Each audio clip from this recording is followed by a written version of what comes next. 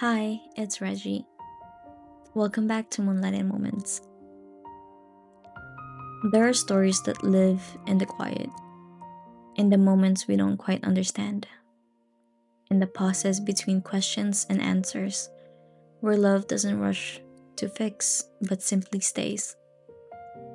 This episode is especially close to my heart. It's dedicated to my son, Arthur Skye, who just turned 8. And it's for every mother raising an autistic child, and for every listener who wants to grow in understanding, awareness, and empathy. I created this episode to honor the rhythm of children like Sky and to gently encourage inclusivity within our community. Because the more we listen, the more we understand. And the more we understand, the kinder our world becomes.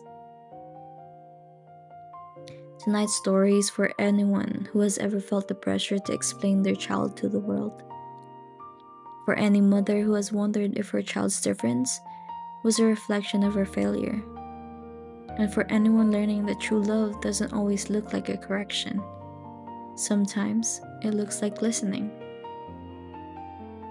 This is a story about autism. But more than that, it's a story about rhythm. About the music that lives beyond what's expected. About how a child can hear something the world calls silence. And how a mother can learn to hear it too. So take a breath and let's begin.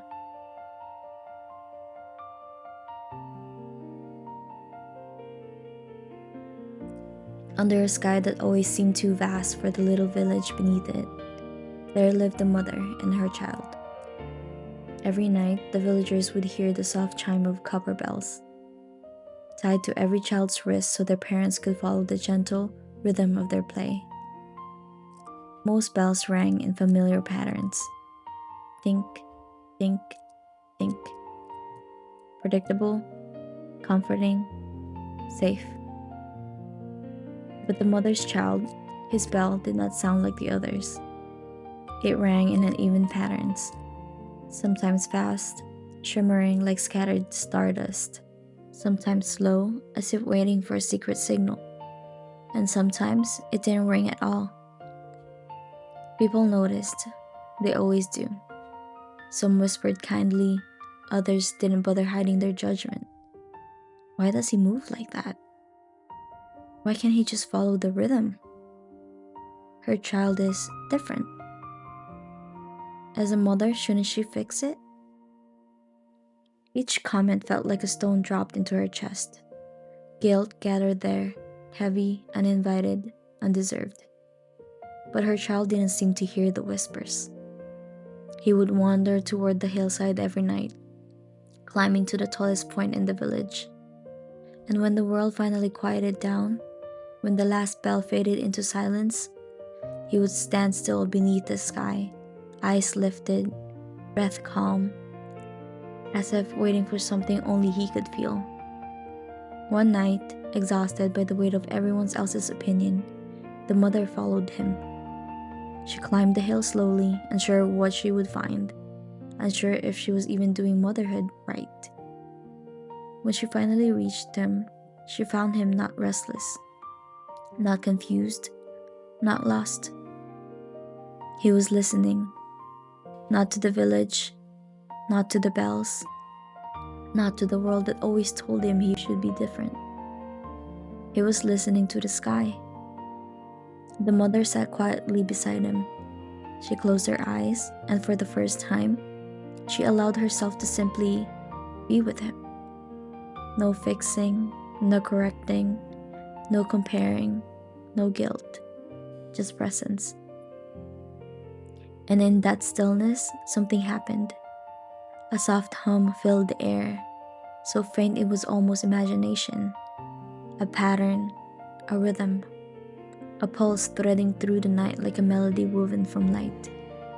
Her breath caught, because she realized he wasn't out of rhythm. He was in rhythm, just not with the village.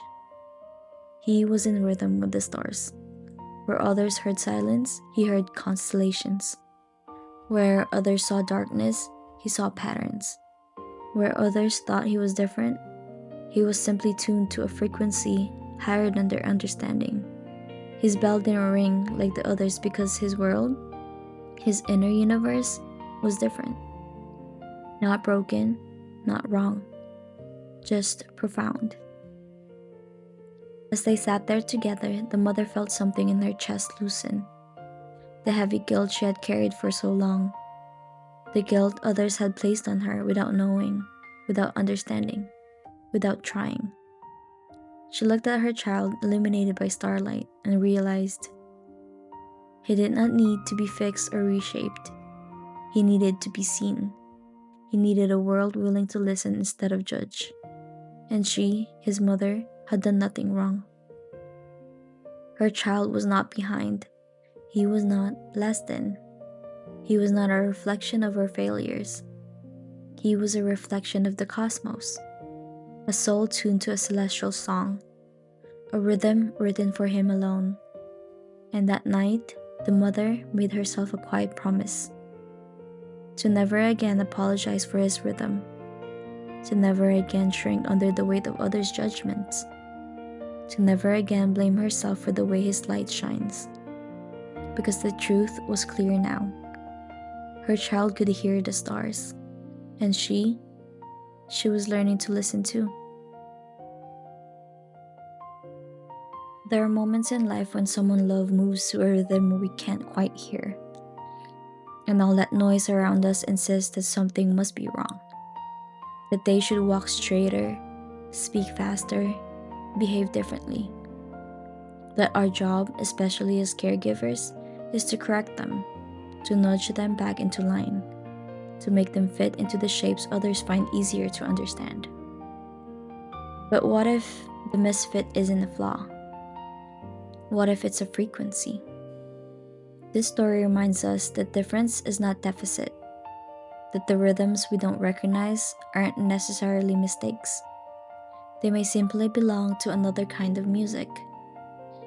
It's easy, especially in the role of mother, father, sibling, teacher, or friend, to internalize the way society labels those who move differently. Behind, too much, not enough, unpredictable. And with those labels come to quiet undercurrent of guilt, as if the way someone exists is a reflection of how well we've done our job. As if love must always come with outcomes, milestones, or neat progressions. But the story of the child who could hear the stars is a soft rebellion against the kind of thinking. It offers us a new question. What if some people are just born tuned to something greater? We live in a world that praises sameness and calls it safety. Predictable behaviors are more comfortable. Linear growth is easier to measure. But linear is not the language of the cosmos. Stars don't shine in straight lines. Galaxies don't swirl in predictable patterns. The universe itself is full of spirals, bursts, pauses, chaos, and quiet. Why wouldn't some souls reflect that? To truly love someone is to listen beyond the noise, to wait in the silence long enough to hear the truth beneath the ticking of clocks and the judgments of voices that have never seen your full sky. This reflection is not just about parenting. It's about releasing the need to explain, justify, or fix those we care about. It's about remembering that not everything beautiful has to be understood in the moment. The presence is sometimes more powerful than any answer we can give. There is profound courage in loving someone exactly as they are, especially when the world tells you not to. There is grace in stepping back from the need to shape and instead learning how to witness. There is healing in realizing that your worth, or theirs, was never dependent on how well they mirrored what others expected. Sometimes, we're just here to sit on the hill with them, to let go of the need for answers, to trust the rhythm we can't yet hear. And maybe in the stillness, we'll begin to hear the stars too. there are moments in life, especially in parenting, when someone you love moves to a rhythm you can't quite hear. And the world around you, it's not always gentle. It pushes you to measure, to compare, to worry. Especially when your child doesn't behave like the others, doesn't respond like the others, doesn't fit like the others. For many mothers of autistic children, this dissonance can turn inward. The world whispers that something is off, and without even realizing it, guilt takes root. Did I do something wrong? Should I have seen this sooner? Is it my fault they don't fit in? But this story and this episode offer a tender reminder. No, it is not your fault. Your child is not broken. They are not a mistake. They are not behind. They are simply tuned to a different rhythm. A rhythm the world may not recognize, but one that is profoundly, breathtakingly real. Just like the child in the story, many neurodivergent children, especially autistic children, sense the world differently. They process sounds, feelings, communication, and social energy in ways that don't align with what's considered typical. But that doesn't mean they're lost. It doesn't mean they're wrong. It means the world hasn't yet learned how to listen to their song.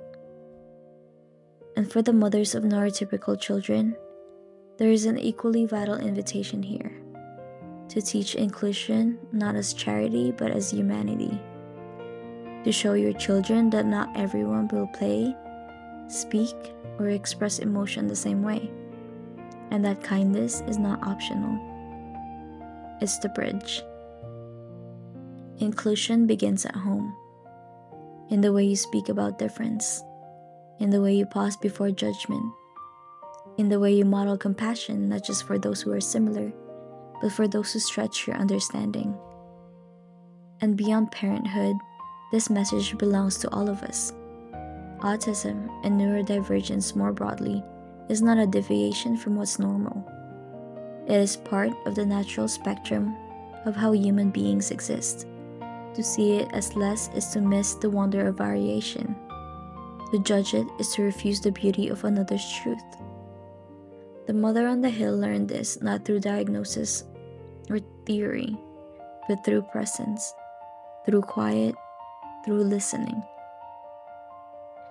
Because when we stop trying to force sameness, we begin to hear something greater. A cosmic truth that sings through our differences. We were never meant to move the same. Love doesn't always mean shaping someone into what's familiar. Sometimes, love is the stillness that lets them be exactly as they are, until you begin to hear the stars too. If you've been carrying quiet guilt, let this be your moment to set it down. Whether you're raising a child whose rhythm you don't always understand, or reflecting on how to teach your child to love those who move differently, this is a space for soft-end learning. A space where kindness matters more than certainty, where presence matters more than the answers. Let's begin with something simple. You're allowed to pause.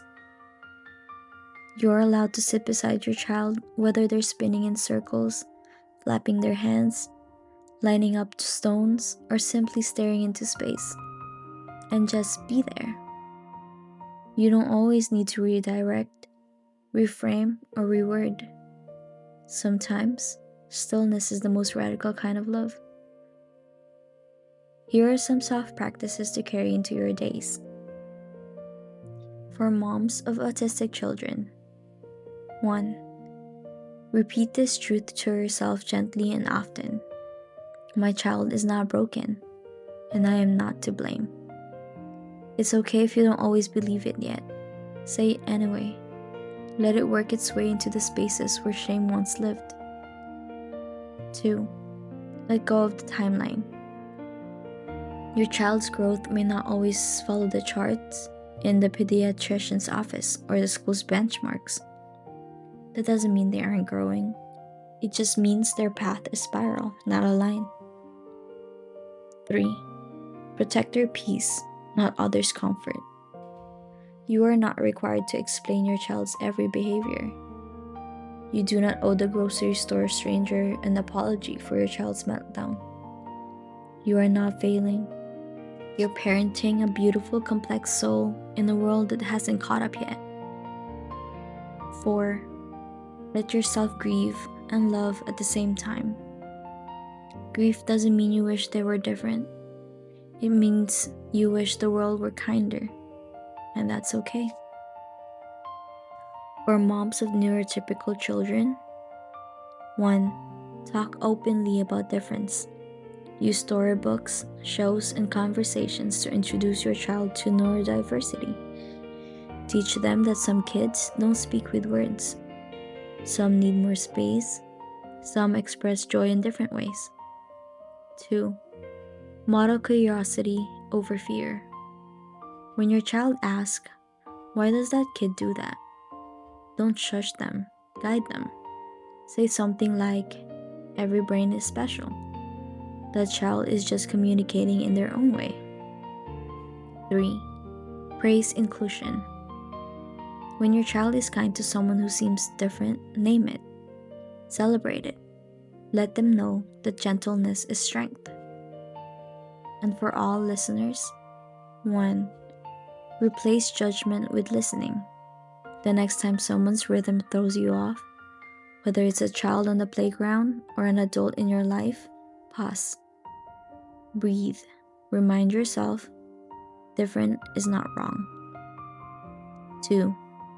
Challenge your inner critic. If you find yourself thinking, "Why don't they just," or "That's not how I would," notice it. Then ask yourself, "What don't I understand yet?" 3. Be the person who sits on the hill. You don't need to fix everything.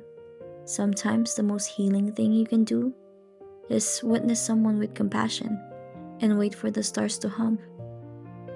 Guidance doesn't always look like steps or strategies. Sometimes it's a shift in posture, a release of pressure, a quiet vow to love more deeply, not more loudly. This week, consider how you might soften your reactions. Expand your empathy. Listen longer before responding. And above all, whether you are raising a child, teaching one, or learning to love your own inner rhythm, remember this. You were never meant to fit into someone else's mold. You were meant to move to your own music, even if no one else hears it yet.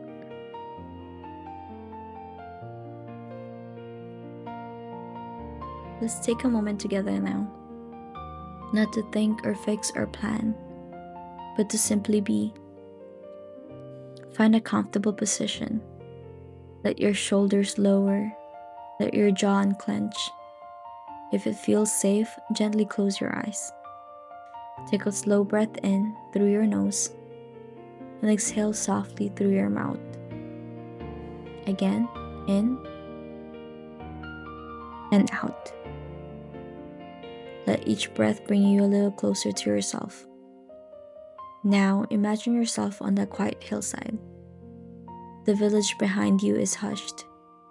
The sky above you is deep and endless. You're not alone. The child is beside you, the one who doesn't move like the others, the one who listens differently, the one who hears something you cannot yet name. You sit beside him, not as a teacher, not as a fixer, not as someone with all the answers, but as a companion in the dark. The stars begin to blink overhead. One by one, constellations appear like ancient poems written in light.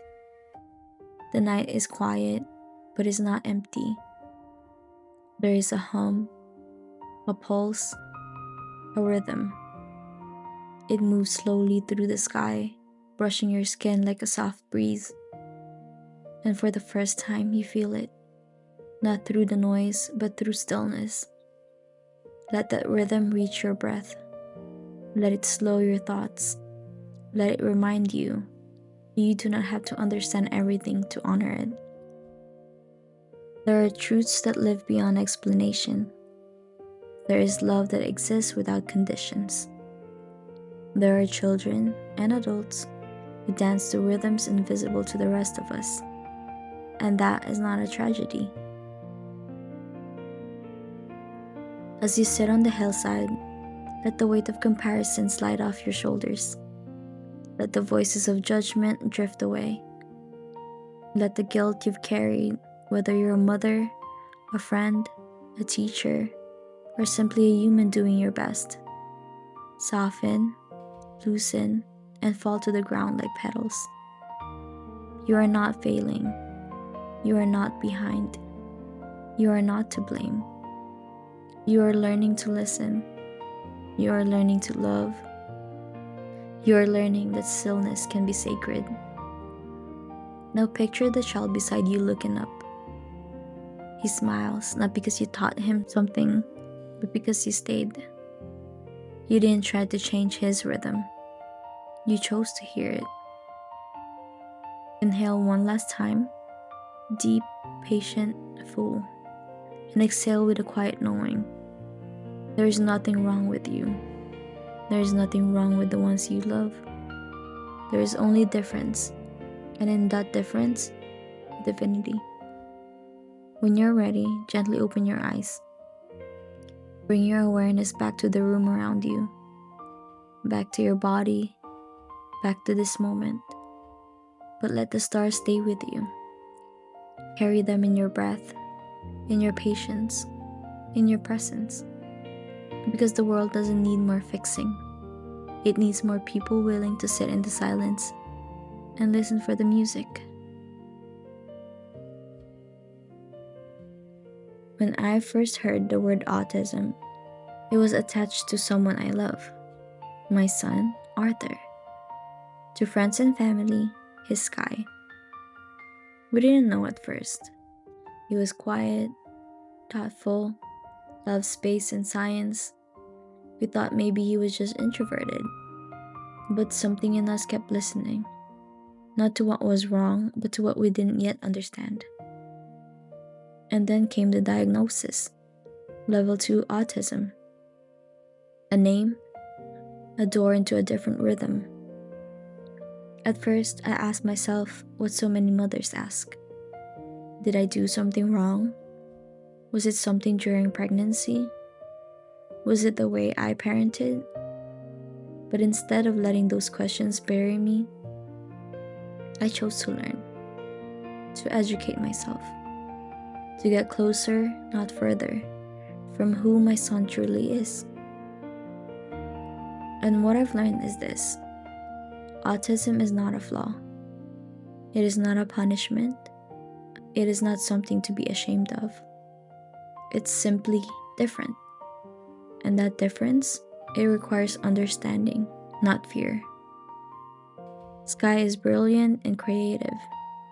He has his own YouTube channel filled with the things he loves: the solar systems, memes, logos. He builds worlds in his mind. And sometimes I think he sees the universe more clearly than I ever will. Yes, there are moments I wish life could be easier for him. Yes, I'm grateful he is level 2 and not level 3, because I know every added challenge is a mountain. But no, I don't wish him away. And no, I don't carry guilt anymore. Because difference isn't wrong. And parenting isn't about pushing our children toward normal. It's about meeting them in their world and learning the language of their stars. Autism isn't a superpower. It's not a myth. It's a reality, lived, loved, and deeply human. And no mother chooses for her child to be on the spectrum.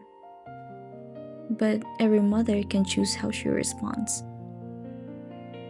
With fear or with compassion, with guilt or with grace, with pressure or with presence. I'm still learning, still listening, but I know now, this isn't about fixing. It's about honoring. Skye doesn't need to be like everyone else. He just needs to be understood and loved exactly as he is. So, to every mother listening, you are not alone. It was never your fault, and your child's light, in whatever shape it takes, is not a burden. It is a star. Thank you for being here with me tonight. Follow Moonlight in Moments wherever you listen, and share it with someone who might need a little light today. Until next time, and as always, love yourself better than yesterday.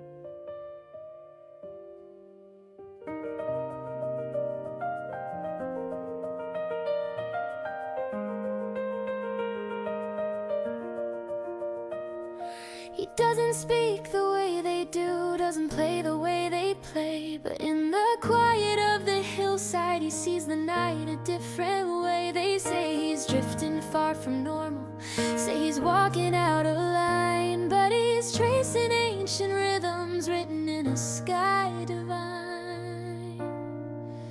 And he hears the stars in the stillness they don't know, where the silence turns to music and the constellations glow. You thought he needed fixing, but love showed you who he is. He's a soul in quiet orbit, not a problem to be fixed. You wondered if you caused it, carried guilt that wasn't yours, but you stepped into his world and found a truth behind the doors. He's not lost, he's just not loud. He's not late, he's on his time. He's not broken, he's just tuned to a softer, brighter rhyme. He hears the stars. He's on his time. He's not broken, he's just tuned to a softer, brighter rhyme. He hears the stars, and you're learning how to tune, not by teaching him to follow, but by walking next to truth. Let the world keep all its judgment, let the bells ring out in rows. You will sit with him in silence, where the truest rhythm grows.